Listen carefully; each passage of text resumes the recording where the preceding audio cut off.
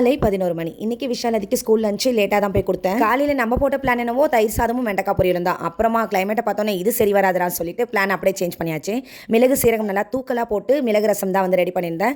வெண்டைக்காய் வந்து சைடிஷ்க்கு கொடுத்து விட்டேன். பொண்ணு ஆசைப்பட்டு லேடிஸ் ஃபிங்கர் பொரியல் வேணும்பான்னு கேட்டால் அப்பா எங்கேருந்து பிடிச்சாரோ தெரியல, வரும்போது 1 கிலோ வெண்டைக்காவோட வந்தார். அதை பார்த்தோன்னே எனக்கு பகீர்னு ஆயிடுச்சு.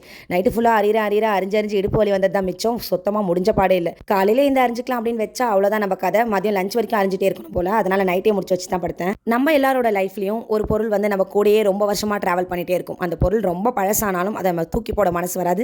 புதுசுமே நம்ம வாங்க மாட்டோம். ஏன்னா அந்த பொருள் மேலே நமக்கு ஒரு அட்டாச்மெண்ட் இருந்துகிட்டே இருக்கும். அந்த மாதிரி தான் எனக்கு என்னோட ஸ்கூட்டர். இத்தனை வருஷம் ஆகியும் நான் வேறு புதுசு வாங்கவே இல்லை. அதே ஸ்கூட்டர் தான் வச்சு ஓட்டிகிட்டு இருக்கேன் இப்போ வரைக்குமே.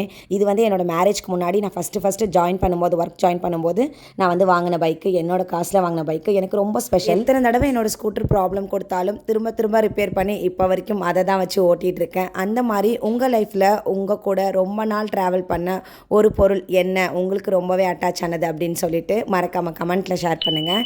நாளைக்கு ஒரு சூப்பரான vlogல பார்க்கலாம். பாய்.